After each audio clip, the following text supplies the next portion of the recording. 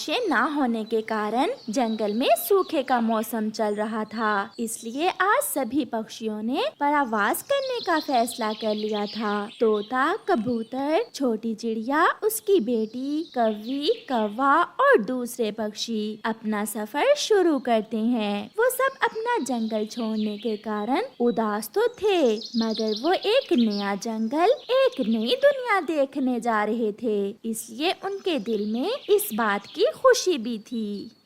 उड़ते उड़ते वो दूसरे जंगल में पहुंच जाते हैं। सब पक्षी अपना अपना घोंसला बनाने के लिए अपने अपने पेड़ की खोज में थे। तोते ने तो अपने लिए एक अमरूद का पेड़ ढूंढ लिया था। कबूतर और कबूतरी ने भी एक पेड़ पर अपना घोंसला बना लिया था। चिड़िया की नजर एक पपीते के पेड़ पर जाती है और वो वहाँ जाकर बैठ जाती है। गुड़िया बेटी, ये पेड़ सुरक्षित भी है और इस पर पपीते भी लगे हुए हैं। यहाँ हम आराम से गर्मियों का मौसम गुजार सकेंगे। मम्मा, मैं अपने पेड़ को पानी भी दिया करूँगी। कौवे थे तो उनके साथी, मगर थे बहुत बुरे। चिड़िया को वहाँ बैठा हुआ देखकर आ जाते हैं। कालू जी, मुझे तो यही पेड़ पसंद है। नहीं नहीं गोरी बहन, इस पेड़ पर तो मैं पहले आकर बैठी हूँ। इस पर मैं अपना घर बनाऊंगी। चिड़िया, तुम्हें मेरा अच्छे से पता है। सीधे से यहाँ से चली जाओ, कहीं ऐसा न हो कि मुझे मार कर तुम्हें यहाँ से भगाना पड़े। बेचारी चिड़िया कमजोर थी, वो कौवे से लड़ तो नहीं सकती थी, इसलिए वो चुपचाप वहाँ से अपनी बेटी को लेकर चली जाती है। पास ही चिड़िया को एक आम का पेड़ नजर आता है। वो पेड़ इतना हरा भरा तो ना था, मगर फिर भी चिड़िया उस पेड़ पर जाती है। मम्मा, ये पेड़ तो सूखा हुआ है। बेटी, इस पेड़ पर किसी का घर नहीं है, इसलिए ये सूखा हुआ है। हम इस पेड़ पर अपना घर बनाएंगे और इसकी अच्छे से सेवा करेंगे, फिर ये पेड़ भी हरा भरा हो जाएगा। फिर वो सब अपने अपने पेड़ों पर अपना अपना घर बना लेते हैं। कबूतर, ये जंगल बहुत सुंदर है और यहाँ भोजन की भी कोई कमी नहीं है। ऐसे तोता भी अपने घोंसले में खुशी खुशी बैठा हुआ था। रात होने से पहले पहले चिड़िया और उसकी बेटी ने भी अपना घर बना लिया था। दूसरे दिन चिड़िया और उसकी बेटी नदी पर जाती हैं। वो नदी से ठंडा ठंडा पानी पीती हैं और थोड़ा सा पानी अपने आम के पेड़ के लिए भी ले लेती हैं। चिड़िया जैसे ही पानी आम के पेड़ को देती है तो वो पेड़ बहुत खुश होता है और चिड़िया से कहता है, चिड़िया, मैं सूखा हुआ जरूर हूँ, मगर आज तक किसी ने मुझे पानी नहीं दिया। अगर आप ऐसे ही मेरी सेवा करोगी तो मैं भी आपको मीठे मीठे आम दूंगा। फिर ऐसे कुछ दिन गुजर जाते हैं। चिड़िया का आम का पेड़ हरा भरा हो जाता है और उस पर आम भी लग जाते हैं, मगर आम अभी कच्चे थे। पड़ोसी कौवों ने अपने पेड़ से सारे पपीते तोड़कर खा लिए थे और अब उनकी नजर चिड़िया के आम के पेड़ पर थी। गोरी, चिड़िया का सूखा पेड़ हरा भरा हो गया है और तो और उस पर बहुत सारे आम भी लग गए हैं। अब चिड़िया खाएगी मीठे मीठे आम। ये नहीं हो सकता, वो मीठे आम तो मैं ही खाऊंगी। जो भी हो, मैं चिड़िया को वहाँ से भगा दूंगी। फिर कौवा और कौवी चिड़िया के पास जाते हैं। अब आप यहाँ क्या करने आए हैं? तुमने क्या सोच लिया कि ये पेड़ अब तुम्हारा हुआ? जब पिछली बार हम इस जंगल में आए थे तो इस पेड़ पर हमारा घर था। आंटी, हमने बहुत मुश्किल से इस पेड़ को हरा भरा किया है। हम इसे नदी से पानी ला ला कर डालते थे। छोटी बच्ची, तुम चुप कर जाओ, बड़ों की बातों में नहीं बोलते। अब जो भी हो, मैं ये पेड़ आपको नहीं दूंगी, मैं इसी पेड़ पर रहूंगी। तो फिर देखते हैं तुम कैसे मीठे मीठे आम खाती हो। गुस्से में गोरी और कालू वहाँ से चले जाते हैं। गोरी कौवी गुस्से की आग में जल रही थी। सारी रात वो सो नहीं पाती और फिर आधी रात कौवी कालू से कहती है, कालू, अगर वो मीठे आम मैं नहीं खाऊंगी तो मैं चिड़िया को भी नहीं खाने दूंगी। तो फिर चलो हम सारे कच्चे आम तोड़कर नीचे गिरा देते हैं और फिर सुबह रोएगी छोटी चिड़िया। मेरा सुंदर पति मेरी हर बात मान लेता है। फिर वो दोनों कौवे अपने घर से निकलते हैं। रात का अंधेरा था, सब सोए हुए थे। कौवा और कौवी चिड़िया के पेड़ से कच्चे आम तोड़ तोड़ कर नीचे गिराना शुरू करते हैं और फिर एक एक करके वो सारा पेड़ खाली कर देते हैं और वहाँ से भाग जाते हैं। सुबह हो जाती है। चिड़िया जैसे ही अपने घर से बाहर निकलती है तो वो अपने पेड़ के सारे आम नीचे गिरे देखकर रोती हुई अपनी बेटी को बुलाती है। गुड़िया, गुड़िया बेटी, जल्दी आओ, हम लुट गए, बहुत बुरा हुआ। गुड़िया भी घर से बाहर आ जाती है। मम्मा, ये सब कैसे हो सकता है? रात को ना तो आंधी आई और ना ही तूफान, फिर कैसे हमारे सारे आम टूट गए? वो माँ बेटी बहुत दुखी हो जाती हैं। वो रो रही थीं कि कौवा और कौवी वहाँ आकर हंसने लग जाते हैं। खा लो चिड़िया, मीठे मीठे आम खा लो। अरे ये क्या हुआ? चिड़िया का मीठे आम खाने का सपना तो टूट गया। बेचारी के सारे ही आम टूट कर गिर गए। ऐसे चिड़िया का मजाक उड़ाकर वो कौवे वहाँ से चले जाते हैं। मम्मा, चुप कर जाए मम्मा, मुझे एक उपाय आया है। आप यहीं बैठे, मैं अभी नानो को बुला कर लाती हूँ। मगर क्यों बेटी? मम्मा, आप ये सारे कच्चे आम इकट्ठे करके घर में रखें, मैं वापस आकर आपको सब बताती हूँ। फिर गुड़िया अपनी नानो को बुलाने चली जाती है। वो बहुत तेज उड़ती है। नानो, नानो, जल्दी चलें, आप मेरे साथ हमारे घर चलें। मगर बेटी, क्या हुआ है, कुछ बताओ तो। नानो, किसी ने हमारे सारे कच्चे आम तोड़कर गिरा दिए हैं और मुझे मम्मा ने बताया था कि आप कच्चे आमों का अचार बहुत स्वादिष्ट बनाती हैं और जैम भी। फिर गुड़िया अपनी नानो को साथ लेकर वहाँ से उड़ती है। रानो बेटी, चिंता ना करो, आप देखना, हम इन कच्चे आमों का इस्तेमाल बहुत अच्छे से करेंगे। फिर गुड़िया की नानो उन आमों में से आधे आम काटकर उनका अचार बना लेती है और बाकी का जैम। गुड़िया और उसकी मम्मा अपना अचार और जैम जंगल के बाजार में जाकर बेच देती हैं और उन्हें अच्छा मुनाफा होता है। उनके पास इतने सारे पैसे देखकर कौवी और कौवा हैरान हो जाते हैं। आंटी कौवी और अंकल कौवे अगर ज्ञान से काम लें तो हम किसी भी नुकसान से बच सकते हैं। अब हमारे पास इतने पैसे हैं कि हम जितने चाहें पके हुए आम लेकर खा सकते हैं। कौवा और कौवी शर्मिंदा होकर वहाँ से चले जाते हैं। मान गई मैं, मेरी बेटी बहुत बुद्धिमान है। प्यारे दोस्तों, इस कहानी से हमें सीख मिलती है कि हमें मुसीबत में घबराने की बजाय ज्ञान से काम लेना चाहिए। जैसे ही सुबह होती है, राजा के संतरी पूरे जंगल में ऐलान कर देते हैं कि जंगल के बादशाह ने उन सब पक्षियों को शाम अपने महल बुलाया है।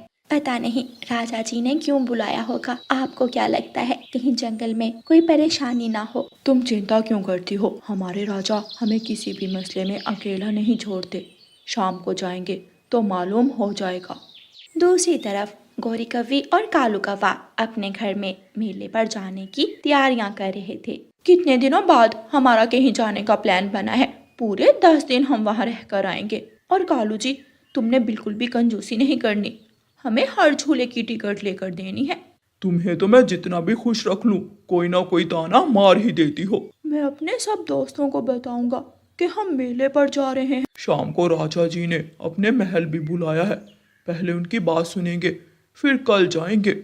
फिर शाम को सब पक्षी राजा के महल जाते हैं। पक्षियों, जंगल में 2-3 दिन में बहुत तेज तूफान और बारिशें आने वाली हैं। ये बारिशें पिछली बार से भी ज्यादा होंगी। मैंने आप सबको इसलिए बुलाया था कि जिसका घर भी कच्चा है वो अभी अपना घर पक्का कर ले, ताकि बाद में आप सबको मुश्किल ना हो।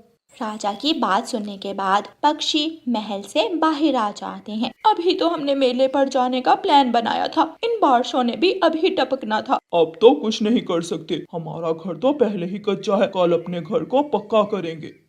जब वो रास्ते में जा रहे थे तो कबूतर अपने घोंसले में बैठा था। रानो चिड़िया कबूतर से कहती है, कबूतर भाई, आप महल क्यों नहीं आए? आपको पता है कि हमारे जंगल में तेज तूफान आने वाला है। हाँ रानो, मुझे पता है कि तेज तूफान आने वाला है और ये बात मैंने ही कल राजा को बताई थी। मैंने मौसम का अंदाज़ा लगाया और पता किया कि तूफान 2-3 दिन में आ जाएगा। लो जी, हम तो ऐसे ही टेंशन ले रहे थे। कबूतर, तुम अब बुढ़े हो गए हो, खुद से कुछ ना कुछ बताते रहते हो। चलो गौरी, अब हम दोनों मेले पर जाने की तैयारी करते हैं। इस कबूतर ने तो पिछली बार भी यही कहा था, तब तो कुछ नहीं हुआ था। लेकिन इस बार सच में तूफान आएगा। तुम सबको चाहिए कि अपने घोंसले पक्के कर लो।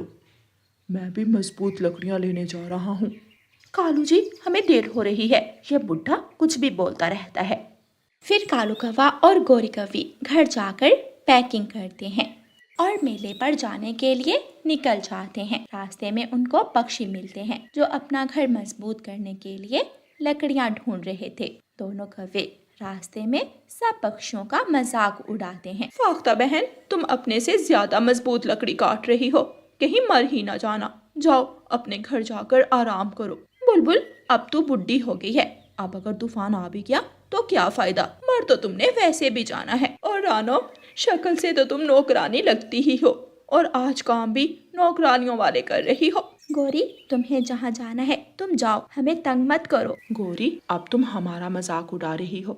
देखना, बाद में हम तुम्हारा मजाक उड़ाएंगे। मैं तो तुम्हारा एहसास कर रही थी, लेकिन भलाई का तो जमाना ही नहीं। लगी रहो पागलों की तरह काम में। वो दोनों सबका मजाक उड़ाने के बाद मेले की तरफ चले जाते हैं और बाकी सब पक्षी बहुत मेहनत करते हैं और अपने पक्के बांस के घर बना लेते हैं। कालू कौवा, गोरी कौवी और उनका बेटा जग्गू मेले पर खूब मजा करते हैं। दूसरे ही दिन जंगल में बहुत तेज तूफान आता है। तूफान इतना तेज था कि सारे पुराने और कच्चे घर टूट जाते हैं। उन घरों में कालू कौवे और गोरी कौवी का घर भी था। उनका घर तो पहले ही कच्चा था और तेज हवा के कारण वो सबसे पहले टूट जाता है। उधर कालू कौवा और गोरी कौवी मेले में मगन थे। वो इस बात पर गौर भी नहीं करते कि सच में उनके जंगल में कोई तूफान आया हो। जंगल में जिन पक्षियों ने अपने घर पक्के कर लिए थे वो अब आराम से अपने घरों में बारिश का आनंद ले रहे थे। गोरी कौवी और कालू कौवा पूरे 10 दिन मेला देखते हैं और फिर जब जंगल वापस आते हैं तो हैरान रह जाते हैं। कालू जी, ये क्या हुआ? हमारा घर तो सारे का सारा टूट गया है। हम वहाँ मौज मस्ती करते रहे और अब बेघर हो गए। तुमने ही ज्यादा जोर डाला था मुझ पर कि कबूतर तो फजूल बोलता है, उसकी बात पर चिंता करने की जरूरत नहीं है। हाँ हाँ, सारा कसूर मेरा ही है। कभी अपना कसूर मत निकालना। तुम्हारा खुद भी मेला देखने जाने का मन था। सारा पैसा तो झूले लेने और चीजें खाने में लुटा आए हैं, अब तो वापस भी नहीं जा सकते। कौवों को पास ही फाख्ता का मजबूत बांस का घर दिखाई देता है। वो दोनों वहाँ जाते हैं और दरवाजे पर दस्तक देते हैं। कौन है बाहर? हम हैं फाख्ता बहन, हमें घर में आने दो।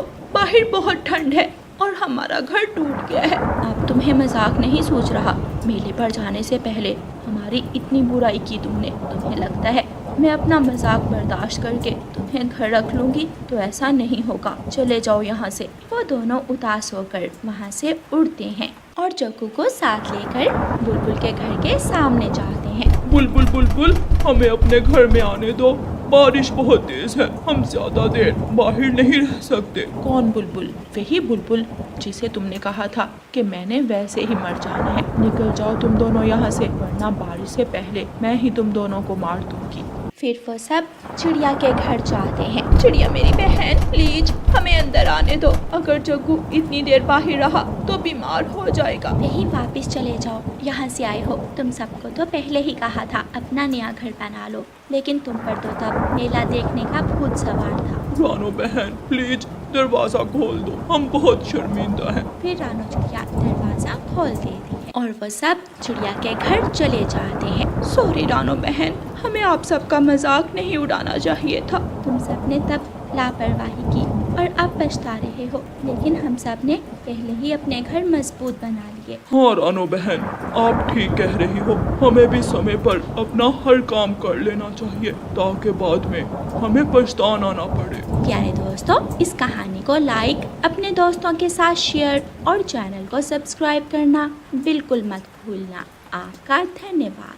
चिड़िया सास की 2 बहुएं थी। बड़ी वाली बहू का नाम था रानो चिड़िया, जो बहुत दयालु थी। उसकी शादी जब हुई थी तो शादी के 2 महीने बाद उसका पति मर गया था। उसी वजह से सास चिड़िया रानो चिड़िया को मनहूस कहती थी और उसके साथ अच्छा व्यवहार नहीं करती थी। लेकिन छोटी बहू बहुत अमीर परिवार की थी और बहुत नखरे वाली थी। फिर भी सास चिड़िया अपनी छोटी बहू का बहुत ज्यादा प्यार करती थी। रानो जल्दी इधर आ, कहाँ मर गई हो? जी माँ जी, कुछ कहना है आपने?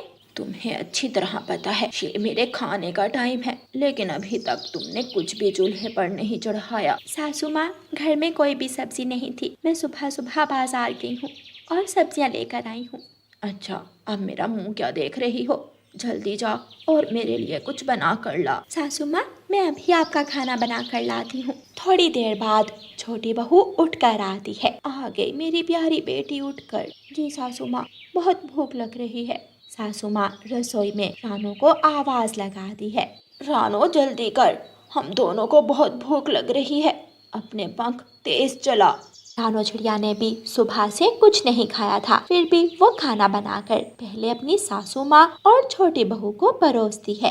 और जब रानो चिड़िया खाना खाने लगती है तो उसकी सास उसे जली कटी सुनाने लगती है। मुफ्त की रोटियां तोड़ती हो हमारे घर। तुम्हें तो हमारा एहसानमंद होना चाहिए कि अपने बेटे की मौत के बाद फिर भी तुम्हें घर रखा हुआ है। कोई और होता तो अभी तक तुम वीरान जंगल में बैठी होती। थोड़ी देर बाद छोटी बहू अपनी साड़ी लेकर आती है और रानो से कहती है, जल्दी से मेरी साड़ी इस्त्री कर दो, मुझे पार्टी में जाना है। जब मैं सब्जी काट रही थी तो मेरे पंख पर चाकू लग गया। आप अपनी साड़ी खुद इस्त्री कर लो। छोटी बहू जल्दी से अपनी सास के पास जाती है और अपनी सास को बताती है। सास गुस्से में रानो चिड़िया के पास आती है और उसे ताने देने लगती है। कितनी हड हराम हो तुम, बस मुफ्त की रोटियां तोड़नी आती हैं तुम्हें। अगर इस घर में रहना है तो इस घर के सारे काम करने होंगे तुझे। जल्दी जा और ये साड़ी इस्त्री करके ला।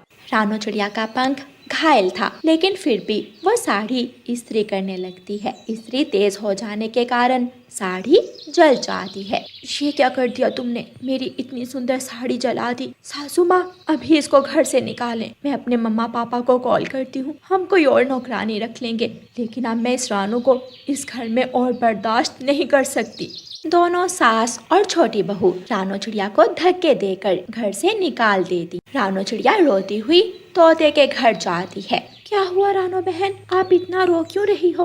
फिर रानो हरियाली तोती को सारी बात बताती है। तुम्हारी सास को पता नहीं अपनी छोटी बहू में क्या दिखता है, हर समय बस उसी के गीत गाती है। क्योंकि वो अमीर परिवार से है, उसके घर वालों ने उसके पति को अच्छी जॉब पर लगा दिया। लेकिन मैं तो मनहूस हूँ, मैंने तो अपने ही पति की जान ले ली। रानो बहन, ये हमारे हाथ में नहीं होता। जितनी दयालु आप हो, जितनी मेहनती हो, जंगल का हर पक्षी आपकी तरह बनना चाहता है। आपको चिंता करने की कोई ज़रूरत नहीं है। आप जब तक चाहो यहाँ रह सकती हो। दूसरी तरफ छोटी बहू के घर वाले एक नौकरानी उसके घर भेज देते हैं, जो सारे काम करती है। सासू माँ तो अब बहुत खुश थी। एक दिन जब नौकरानी घर आती है तो सासू माँ कहती है, जाओ जल्दी जाओ और बर्तन धो कर आओ। तभी नौकरानी को छोटी बहू आवाज देती है, जल्दी से यहाँ आओ और मेरे लिए कुछ अच्छा सा बना दो। बेटा, पहले वो बर्तन धो दे। सासू माँ, क्या आप भी बर्तनों के पीछे ही पड़ गई हैं? इतना सा काम तो आप खुद भी कर सकती हैं, पर नहीं, हर दिन बस बैठकर मुफ्त की रोटियां तोड़ती हैं। बेटा, अब इस उम्र में मुझसे भला कैसे काम हो सकता है? फिर अपना मुंह भी बंद ही रखा करें। इस तरह रोज किसी ना किसी बात पर छोटी बहू अपनी सास को कोई ना कोई बात सुना देती और सास भी कुछ नहीं कर सकती थी, क्योंकि उसका बेटा तो सुनता ही सिर्फ अपनी पत्नी की था। एक दिन छोटी बहू अपने पति से कहती है, मैं अब तंग आ गई हूँ यहाँ के माहौल से। हर वक्त तुम्हारी माँ मुझे कुछ ना कुछ सुनाती रहती है। मैंने अपने पापा से बात की है, उन्होंने कहा है कि तुम दोनों शहर आ जाओ। मैं कल सारी पैकिंग कर लूंगी और परसों हम दोनों यहाँ से चले जाएंगे। क्या माँ इस बारे में जानती है? मुझे तो उनके मुँह लगने का कोई शौक नहीं है, तुम खुद ही बता देना। फिर रात को बेटा अपनी माँ को बताता है, बेटा तुम दोनों चले जाओगे तो पीछे मुझे कौन संभालेगा? माँ, अभी आप इतनी बूढ़ी भी नहीं हुई कि कोई काम ना कर सके। खाना पकाना और सफाई करना तो कर सकती हैं, और कौन सा काम है? पैसे मैं आपको भेजता रहूँगा। सासू माँ अपने बेटे को बहुत समझाती है, लेकिन उसका बेटा उसकी एक नहीं सुनता और वो दोनों पति पत्नी शहर चले जाते हैं। कुछ दिन तो सासू माँ सारा काम खुद करती हैं, लेकिन कमजोरी हो जाने के कारण उनको जल्द ही बुखार हो जाता है। फिर वो हरियाली के घर जाती है। वहाँ अपनी बहू रानो चिड़िया को देखकर वो बहुत शर्मिंदा होती है। क्या हुआ माँ जी, आप मुझे बीमार लग रही हैं? बेटी, मेरी तबीयत ठीक नहीं और बहुत भूख लग रही है। हरियाली के जाने से पहले रानो चिड़िया रसोई में जाकर खाना प्लेट में डालती है और सासू माँ को देती है। आप ये खा लें, आपने मुझे बता दिया होता, मैं आपके पास आकर आपके काम कर देती। रानो की सास रोने लग जाती है। बेटी, मुझे माफ कर दो। मैंने हमेशा तुम्हें मनहूस कहा और छोटी बहू का ज्यादा प्यार किया, लेकिन उसने तो मेरा जरा भी ख्याल ना रखा। मेरे बेटे को लेकर शहर चली गई और तुम जिसके साथ मैंने बुरा व्यवहार किया, तुम अभी भी मेरी चिंता करती हो। माँ जी, पुरानी बातों को भुला दें, आप ये खाना खा लें, फिर मैं आपको दवा ला कर देती हूँ। मैं बहुत शर्मिंदा हूँ बेटी, मुझे तुम्हें घर से नहीं निकालना चाहिए था। बेटी, अपने घर वापस आ जाओ, मैं बहुत अकेली हो गई हूँ। माँ जी, आप चिंता क्यों करती हैं? जब तक मैं हूँ आप अकेली नहीं हो सकती। फिर रानो चिड़िया अपनी सासू माँ के साथ खुशी खुशी घर वापस चली जाती है। प्यारे दोस्तों, इस कहानी को लाइक, अपने दोस्तों के साथ शेयर और चैनल को सब्सक्राइब करना बिल्कुल मत भूलना। आपका धन्यवाद।